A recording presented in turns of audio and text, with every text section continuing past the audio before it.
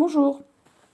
Alors aujourd'hui, je vais vous donner des astuces, des conseils pour fabriquer une carte LED qui s'éclaire comme celle-ci. Voilà, joyeux anniversaire avec les étoiles qui s'éclairent, avec un matériel pas cher. Je ne vais pas vous montrer tout le procédé parce que vous pourrez trouver ça facilement sur internet. Moi, ce que je vais vous donner, c'est des astuces pour utiliser un kit comme ça. Donc, c'est un kit que j'ai fabriqué moi-même en achetant les éléments séparément sur internet. Il y a ici donc les petites LED, le scotch cuivre ainsi que les piles plates. Donc, comme vous voyez, il y en a beaucoup. Donc, celle-ci, j'en ai 40. Donc ça m'a coûté quelque chose comme 4 € les 40. Donc c'est vraiment pas cher. Et c'est de la marque en plus, c'est des Varta.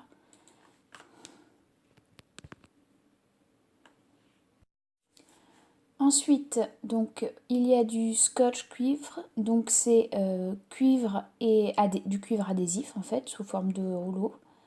Et ce que vous voyez là, le clou du spectacle, c'est les petites lampes LED. Alors, il faut savoir qu'elles sont vraiment pas chères. Là, j'en ai une centaine avec 4 couleurs différentes. Rouge, bleu, vert et blanc. Donc une centaine en tout pour quelque chose comme 2 € ou moins.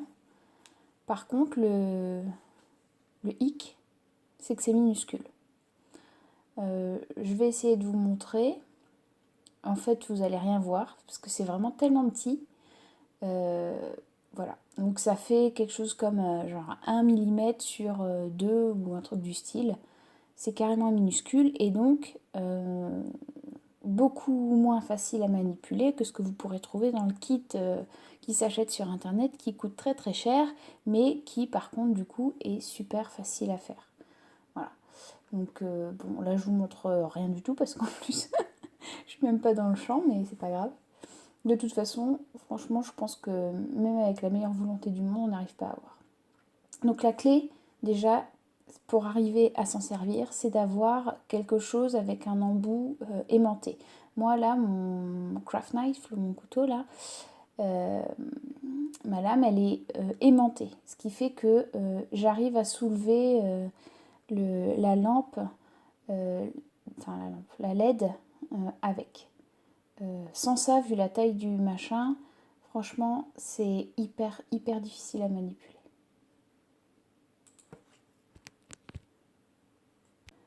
Voilà, donc encore une fois, je ne vais pas vous expliquer tout le processus. Vraiment, ce serait trop long. Et en plus, vous trouverez des vidéos super bien faites. Si vous voulez, je vous mettrai des liens dans ma description YouTube. Par contre, je vais vous donner des astuces pour parvenir à utiliser correctement ces LED qui sont vraiment très petites. Donc, la première chose, c'est... moi je vous montre, là je travaille sur une carte avec un arrière-plan en galaxie. Donc ça, c'est mon premier essai qui est complètement raté. Ça n'a pas marché parce que, voilà, je vous explique pourquoi. Déjà, j'ai fait ça sur du papier qui était trop souple. J'ai fait ça sur une feuille pour imprimante, 80 grammes. C'est pas souple, c'est vraiment trop souple. Et en plus, l'autre erreur à surtout ne pas faire, c'est que j'ai utilisé plusieurs petits bouts de scotch cuivre que j'ai mis bout à bout, pensant que ça marcherait. Or, ça c'est vraiment l'astuce numéro 1, il ne faut surtout pas faire ça, parce qu'en fait, oui, vous superposez le cuivre, sauf que si ça colle, c'est parce qu'il y a une couche de colle. Or, la couche de colle, elle n'est pas, elle conduit pas l'électricité, elle n'est pas conductrice. Donc surtout ne pas faire ça. Donc ce que je vous montre là, c'est mon deuxième essai. Donc ce qu'il faut faire, surtout n'utilisez pas le scotch tel qu'il vous est donné, il est large. Vous pouvez en découper comme moi j'ai fait. Vu la largeur de celui que moi j'utilise, j'ai découpé le mien en trois bandes. celui que vous voyez à l'écran, j'en avais déjà découpé une bande dessus. Donc, prenez bien une longueur qui sera suffisante pour effectuer tout le circuit, du début à la fin. Si vraiment vous avez besoin de faire un raccord à un moment donné parce que ça s'est déchiré ou quoi, c'est toujours possible. Mais dans la mesure du possible, il faut éviter de le faire pour être vraiment sûr de votre circuit.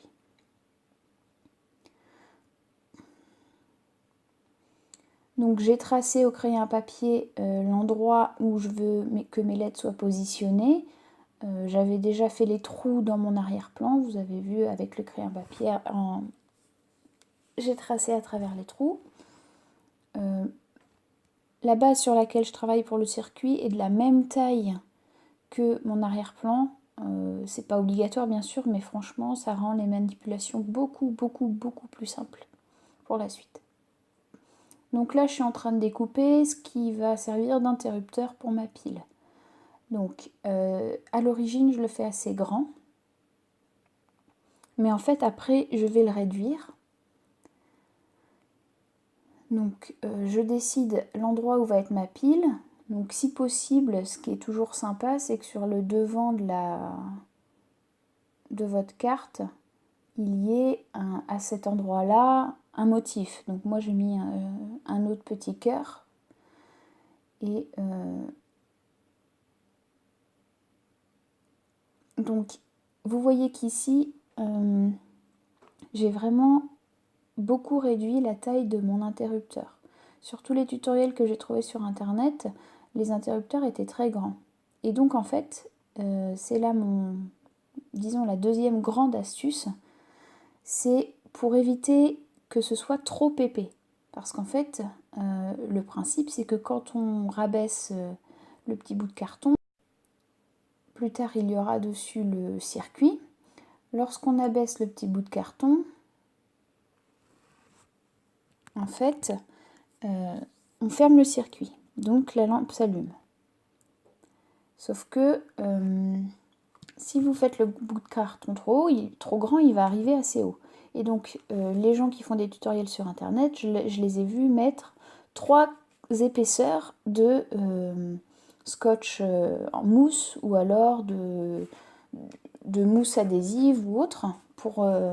Sauf que 3, moi je trouve ça giga épais. Vraiment, je trouve que c'est trop. Donc, pour limiter à 2, la solution elle est très simple, c'est de faire un interrupteur beaucoup plus petit.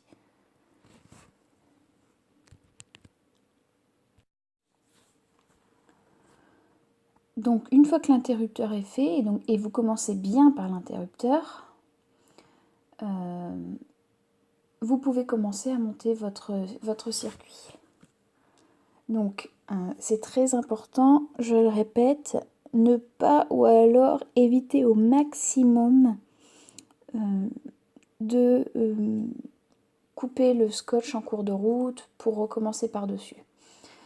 Si vraiment vous avez à recommencer, ce qu'il faut que vous fassiez, c'est que vous utilisiez du washi tape. Donc ça, c'est mon troisième super conseil. Ayez du washi tape avec vous à portée de main. Vous allez vous en servir pour les petites réparations s'il y en a besoin, et aussi pour une étape que je vais vous expliquer après.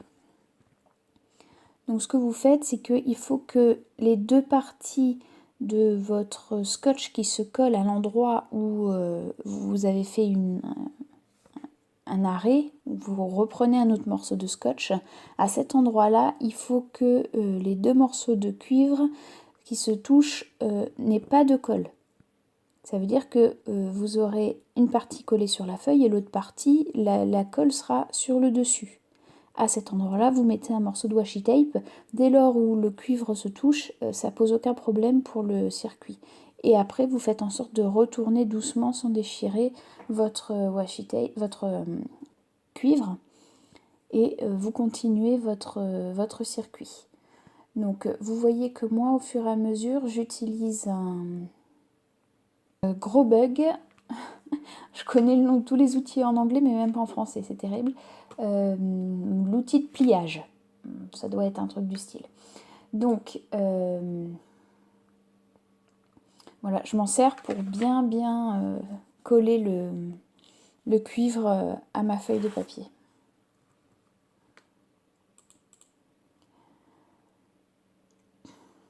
Donc je tourne ma feuille au fur et à mesure et dans la limite du possible, j'évite de tourner mon scotch.